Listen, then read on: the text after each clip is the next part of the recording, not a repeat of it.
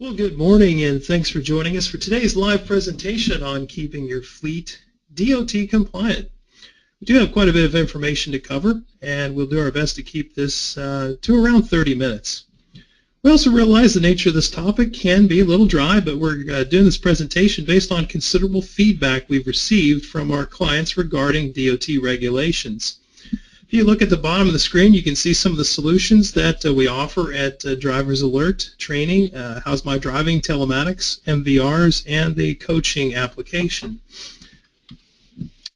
Give a little bit about, just to put a face to a name, I'm Rich Sorrell, responsible for marketing at Driver's Alert, and resume for Driver's Alert. We have more than 1,500 clients.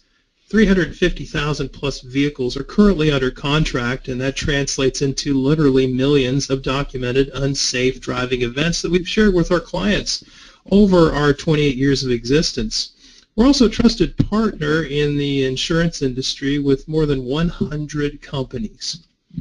So the one theme over these 28 years since 1989 is innovation. We are a pioneer in the How's My Driving industry, and within that industry we've released many firsts along the way. Also the first to offer a closed-loop corrective action process that takes training and actually marries it with incident-specific events, and we use that in our How's My Driving, Telematics, and MVR solutions. So we're really kind of, if you want to look at it as really a pioneer for e-learning in the fleet industry. So in addition to that, we have we're one of the first to offer safety-based telematics application. We do believe that when it comes to driver safety, that the driver is the biggest variable. And so we take that and go beyond just your traditional operational metrics such as route optimization and engine diagnostics and the miles per gallon. And then, which you'll hear a little bit about today, we are probably about a year into offering our next generation e-learning, which is the newest and freshest content available in the industry. And Dr. Kirsch will be talking a little bit in detail about those titles in today's presentation. So why comply with Department of Transportation? Well, it's the law. DOT regulations can be found in the Code of Federal Regulations under Title 49. Two, it will also help your organization avoid civil penalties and fines. And don't forget, the DOT does have the ability to stop all of your shipments. So an out-of-service order deemed unfit to operate requires you to cease motor vehicle operations immediately. And of course, just in general, safety compliance is the right thing to do, and it will improve your overall safety performance.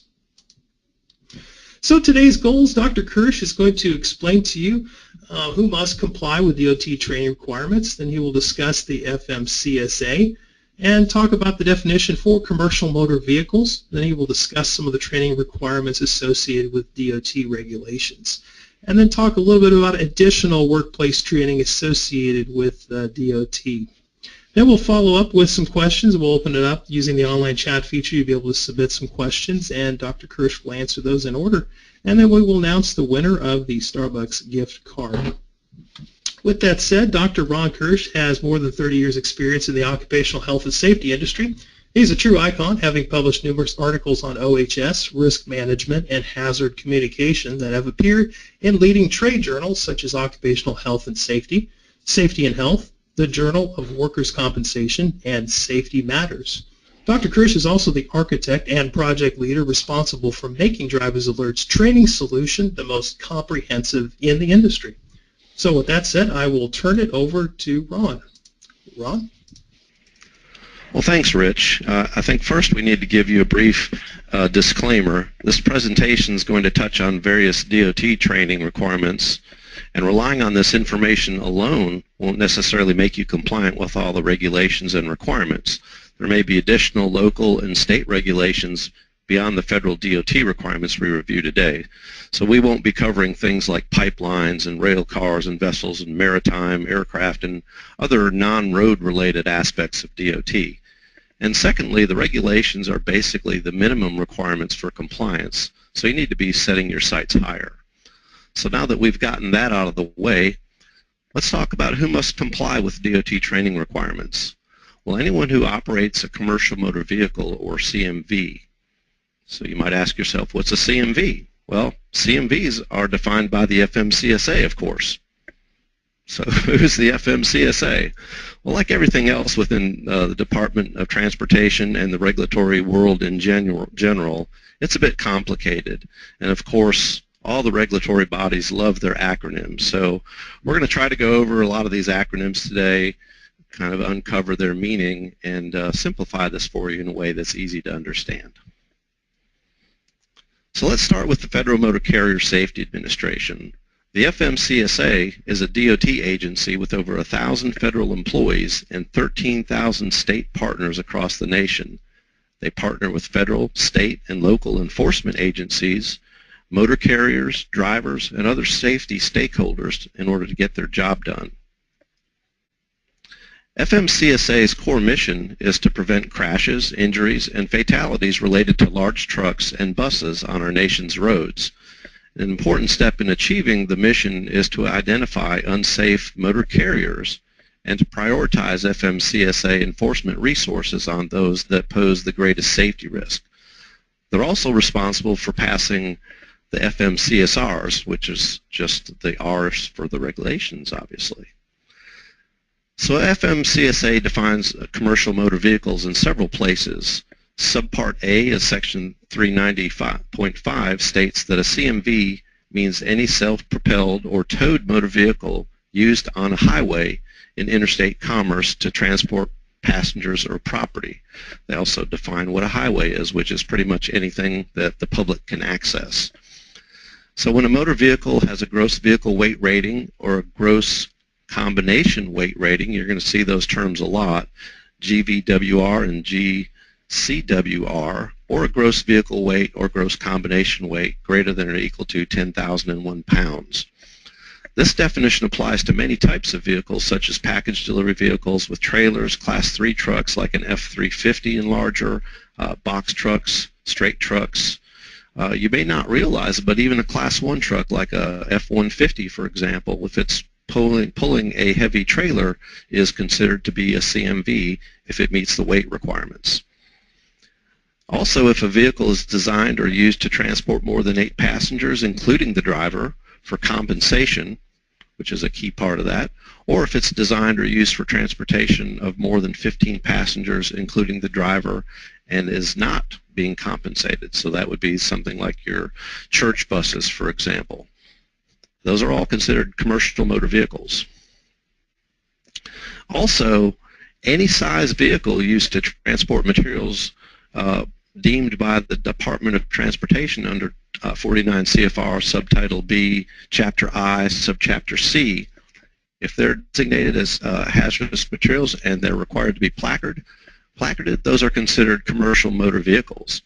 And those vehicles are also subject to the all the requirements under 49 CFR 390 through 396, which includes your DOT numbers, TQ files, that's the driver qualification files, hours of service, inspections, and maintenance requirements. So those are all requirements if you meet that basic HAZMAT material transportation description. CMVs are also defined in sections 382.107 and 383.5. This applies to motor vehicles used in commerce to transport 16 or more passengers, including the driver, or property with a gross vehicle weight or rating of 26,001 pounds or more, or a combination of 26,001 pounds or more. It also includes any towed unit with a gross vehicle weight rating of more than 10,000 pounds. And so these are generally going to be your tractor trailers, and all of them are required to have a CDL. All vehicles with over 26,001 pounds basically require a CDL. And of course, the CMVs are subject to 49 CFR Parts 390 through 396 as well, which I just mentioned, which includes the DOT numbers, DQ files, hours of service, inspection, and maintenance. So hopefully you don't need any water to splash on your face to keep up with me so far. So let's talk about commercial driver's licenses, for example, and the various classes. A CDL is a license that's issued to an individual by a state or other jurisdiction of domicile, which authorizes the individual to operate a class of a commercial vehicle. So drivers have been required to have a CDL in order to drive commercial motor vehicles since 1992. And drivers are required to obtain and hold a CDL if they operate in interstate, intrastate, or any kind of foreign commerce and drive a vehicle that meets one or more of the following classes. So these CMV classes include a Class A CDL is needed for the combination gross vehicle weights or 26,001 pounds or more, whichever is greater. So that's your Class A. Those are going to be like the triple trailer you see there. A Class B CDL is needed for any single vehicle which has a gross vehicle weight rating or gross vehicle weight of 26,001 pounds more. So the difference between a Class A and Class B is simply single vehicles versus combination vehicles. That's a simple way to define that. And the Class B license could be pulling a trailer, but the trailer cannot exceed 10,000 pounds. Now, a Class C license could be single or combination, and that does not meet the definition of a Class A or a Class B, but it's designed to transport 16 or more passengers, including the driver, or transporting hazardous materials under Parts 172. So various endorsements are also covered. So if you're hauling doubles or triples like the picture you see here, if you're having hauling a tanker truck, if you're hauling passengers, hazardous materials, any of these combinations, or school buses, you need specialized endorsements for those. Now we're going to get into a few other acronyms you may have heard of. The Compliance, Safety, and Accountability, or CSA, is FMCSA's Compliance, Safety, and Enforcement Program. The FMCSA is promoting safety compliance to help keep the nation's roadways safer for everyone. And with over 5 million trucks and buses sharing the road with 250 or more motorists every day, the stakes are very high, and obviously lives and livelihoods depend on it. The Safety Measurement System, or SMS, is FMCSA's workload prioritization tool. They use the SMS to identify carriers with potential safety problems for interventions such as part of the agency's CSA program. The SMS document was recently revised in December of 2016, so make sure if you're reviewing that information, you're looking at version 3.0.6. That is the most current version. The SMS assesses motor carriers' road performance and compliance by organizing the data into 7 basic categories, and here BASIC stands for Behavior Analysis and Safety Improvement category. They include unsafe driving, crash indicators, hours of service compliance, vehicle maintenance, controlled substance alcohol, hazardous materials compliance, and driver fitness. The FMCSA passed a final rule on December 8th of 2016 for entry-level driver training, yet another acronym for you, the ELDT, which establishes the minimum driving training requirements for CMV operators applying for a Class A or Class B commercial driver's license for the first time, or an upgrade of a commercial driver's license. So for example, if you had a Class B and you decided you need a Class A, or your employer wants you to have a Class A license, that would include you. Someone who needs an endorsement for like hauling hazardous materials, or you decide you want to be a passenger driver or a school bus driver, you're going to need those endorsements, and the ELDT will be applying to you. The rule does not cover individuals for whom states have waived the CDL skills test under 49 CFR 383. So that's a little bit of a concern area. And on December 21st of 2016, a petition for reconsideration was filed by members of the ELDT Advisory Committee asserting that the major aspects of the entry-level driver training final rule are not in the public's best interest. So it's a bit unusual for members of the Advisory Committee who were on that, basically developing the rulemaking, to file for consideration. So stay tuned and watch for what's going to happen there. So the entry-level driver training requirements under 49 CFR Part 380 Subpart E applies to drivers with less than a year of experience operating a commercial motor vehicle that requires a CDL in interstate commerce.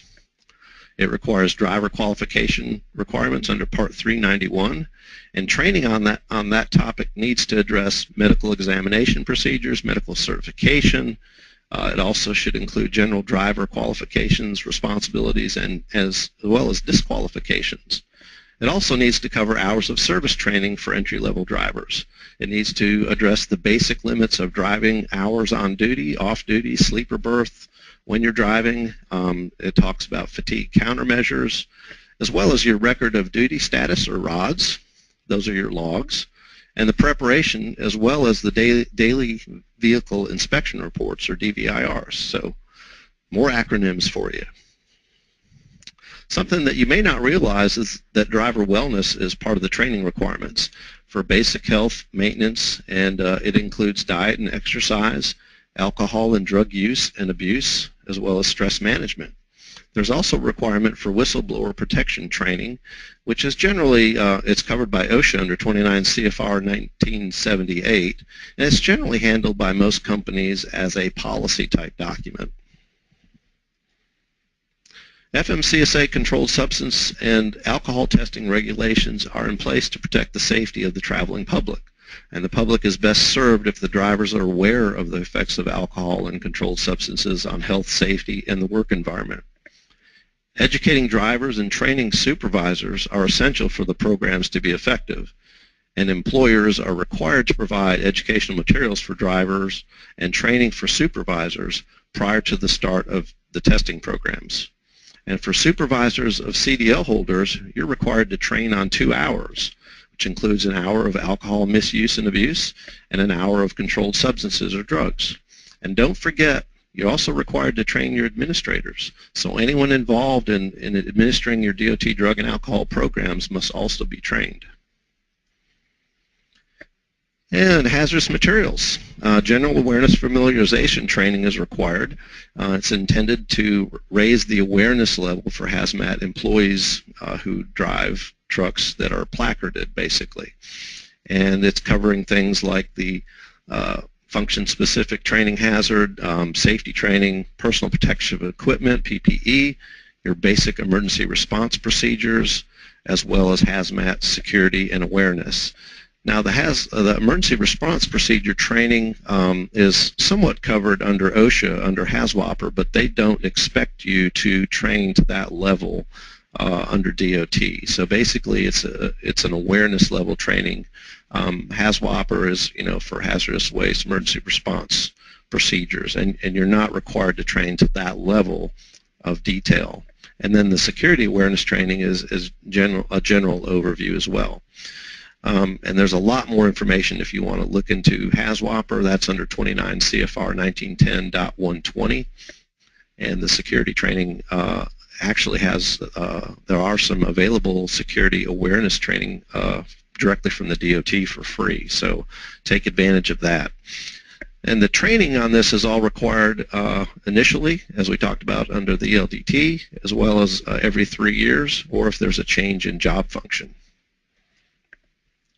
So driver wellness, we touched on that, and a lot of people aren't familiar with these requirements, and so we've put together a nice package of training content that can be used to make this easy for you.